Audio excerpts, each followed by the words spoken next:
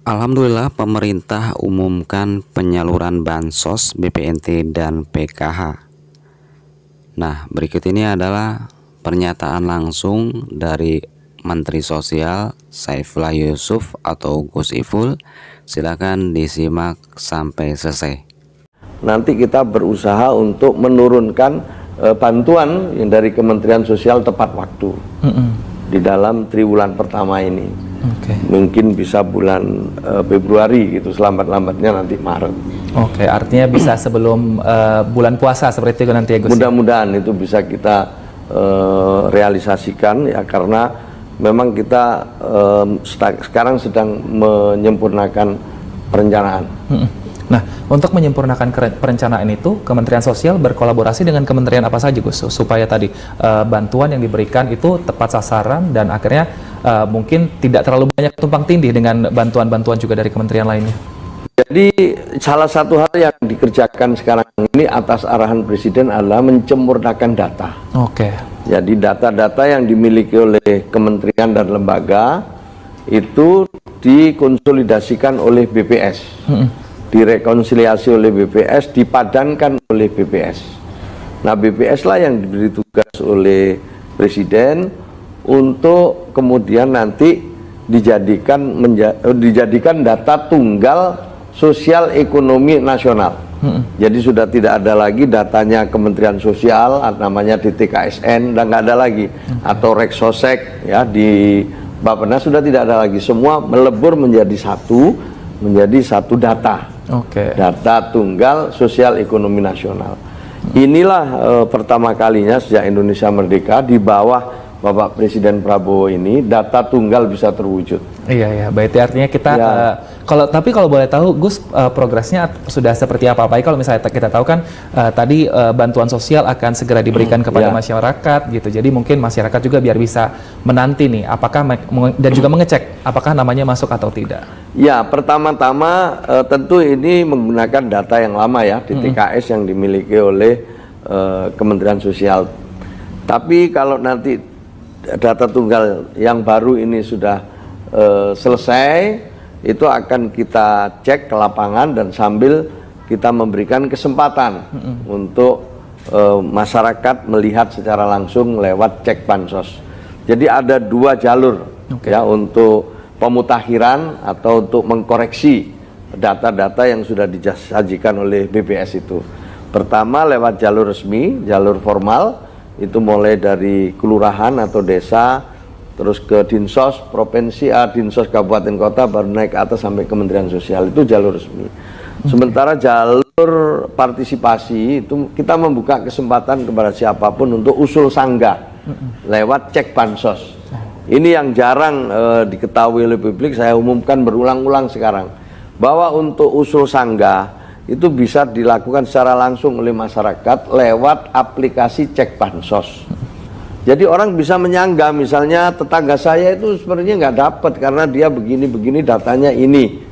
Atau dia melihat tetangga saya ini mestinya dapat, kemana malah yang orang lain dapat. Nah, dia bisa usul juga dengan data-data yang harus dilampirkan. Jika memenuhi syarat ya akan ditindaklanjuti, nanti kita akan serahkan lagi ke BPS untuk dicek lagi. Jadi bagi masyarakat yang ingin mengetahui nanti bisa membuka cek bansos aplikasinya begitu.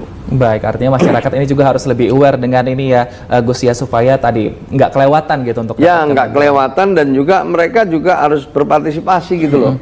Jangan cuma misalnya ya saya lihat begini, saya lihat begitu, tapi mereka nggak mau untuk memastikan. Padahal instrumennya udah kita siapkan. Baik. Ya kalau misalnya nggak mau ya bisa nggak mau lewat aplikasi, bisa lewat Pak Lurah, lewat desa, lewat RT RW gitu. Tinggal pilih aja jalur mana yang digunakan. Nanti kita akan bantu Gus sosialisasikan ke masyarakat untuk mengecek juga. Nah, yang menarik juga Gus di sini adalah saat ini kan bansos juga akan diserahkan, meskipun tadi masih dalam pendataan tapi masih akan diserahkan. Kalau untuk sistemnya di tahun 2025 ini, adakah yang berbeda dengan tahun-tahun sebelumnya atau masih sama?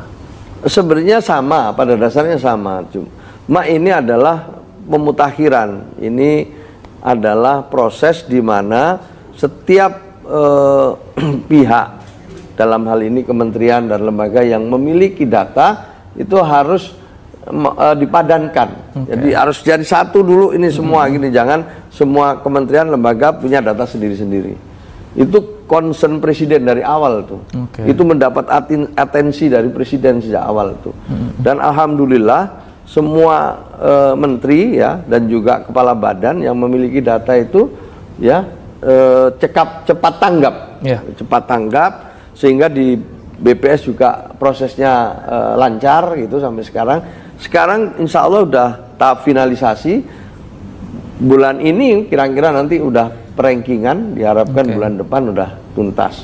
Baik. Nah dari situ sekali lagi ya bahwa kita ingin masyarakat kalau ada hal-hal yang dianggap tidak sesuai, silakan untuk memberikan usul sanggah lewat jalur formal maupun lewat jalur aplikasi. Cek bansos. Gitu ya. Nah, yang menjadi kekhawatiran masyarakat juga di sini kan Gus adalah ketika tahun 2024 kemarin daya beli masyarakat ini nilainya berkurang atau cukup turun lah seperti itu.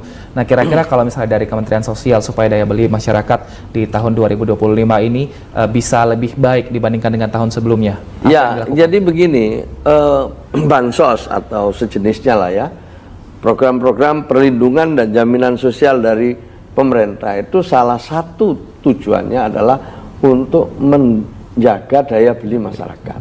Jadi program yang kita luncurkan salah satunya itu, biar masyarakat memiliki daya beli, ya, kemudian kebutuhan dasarnya tercukupi.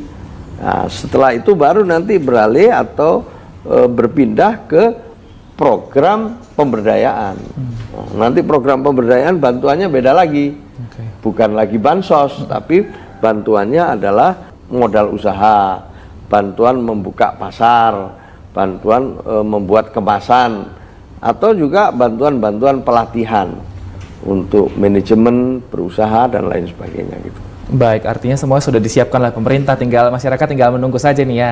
Tapi harus masyarakat tidak hanya sekedar menunggu, tapi mau proaktif gitu. Iya, harus proaktif juga. Harus proaktif gitu supaya di samping hak-haknya bisa terpenuhi, pemerintah tahu gitu loh apa yang menjadi kekurangan dari program yang sudah kita rencanakan. Jadi kita terbuka terhadap masukan, kita memberikan kesempatan kepada masyarakat untuk berpartisipasi. Nah, yang sekarang kita juga akan hadapi adalah di bulan Maret nanti ini kita sudah mulai memasuki bulan puasa dan nanti akan Lebaran di April, artinya sangat dekat sekali dari awal tahun. Adakah kira-kira dari Kemensos untuk membuat masyarakat tadi biar lebih stabil, apalagi saat ini banyak isu yang masih gonjang-ganjing membuat masyarakat khawatir akhirnya mau puasa atau Lebaran gimana nih gitu nih Gus? Jadi menurut saya kita tidak boleh mudah percaya ya kepada berita-berita hoax. Yang penting menghadapi bulan puasa dan nanti tentu Hari Raya Idul Fitri itu biasanya adalah stok. Nah, sudah disampaikan oleh Menteri Koordinator Pangan, sudah disampaikan oleh Menteri Pertanian dan juga pembantu-pembantu Presiden yang lain ya, bahwa mereka memastikan tidak ada masalah dengan stok. Pemerintah sedang bekerja sekuat tenaga agar segala kebutuhan-kebutuhan yang diperlukan dalam rangka bulan Ramadan dan Hari Raya Idul Fitri bisa dicukupi. Ya. Nah, jadi aman semua, stoknya aman. Baik. Nah, tapi yang saya juga penasaran ini kan beberapa masyarakat, sebagian besar masyarakat juga menganggap bahwa bansos ini sebagai tanda kutip THR dari pemerintah untuk masyarakat yang mungkin membutuhkan seperti itu. Gus, nah kira-kira Gus, bulan apa nanti bisa dipastikan nggak Gus supaya tadi masyarakat juga bisa jadi tahu? Pertama begini ya, jadi yang namanya bansos ini terencana dan bersyarat. Direncanakan sebelumnya dan bersyarat. Bersyarat itu artinya bantuan yang diberikan ini untuk apa? Untuk apa? Peruntukannya itu jelas gitu. Ini ada bantuan 200.000 per bulan untuk apa? Untuk membeli makanan atau bantuan pangan namanya. Ini untuk kesehatan ibu hamil. Ini untuk anak, untuk transportasi sekolah anak gitu. Jadi semua itu adalah bantuan bersyarat yang peruntukannya cukup jelas. Ini dulu, ya kan? Nah, sama dengan yang lain juga, bansos itu direncanakan sebelumnya, ya, dengan perencanaan yang cukup baik dan ini bukan pertama kali, tapi ini sudah berkelanjutan, ya kan? Dan kalau kebetulan sekarang ini mau Lebaran atau mau puasa, memang di dalam perencanaan pemerintah itu pencairannya selalu setiap 3 bulan. Jadi triwulan pertama, triwulan kedua, triwulan ketiga, triwulan keempat. Selama ini begitu mekanismenya ya. Nah ini triwulan pertama itu adalah Januari, Februari, Maret. Ya. Sekali lagi kita ingin sampaikan bahwa bansos atau bantuan pemerintah yang diberikan kepada masyarakat itu umumnya termasuk yang di Kementerian Sosial dilakukan melalui cash transfer. Langsung lewat Himbara, himpunan bank-bank yang milik pemerintah itu, atau yang juga lewat PT Pos Indonesia. Ya, jadi langsung dikirim. Nah, nama-nama ini juga diupdate karena nama-nama yang menerima bantuan ini kan juga dinamis. Ada yang wafat, ada yang pindah rumah, ada juga misalnya yang naik kelas, sudah cukup, nggak perlu lagi perlu bantuan.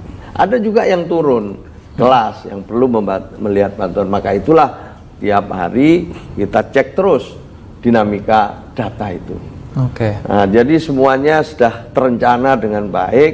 Nah, kalau misalnya disebut ini kado, ini hadiah, THR buat masyarakat, ya itu tergantung cara orang menilai aja. Gitu. Jadi menurut saya tidak ada masalah.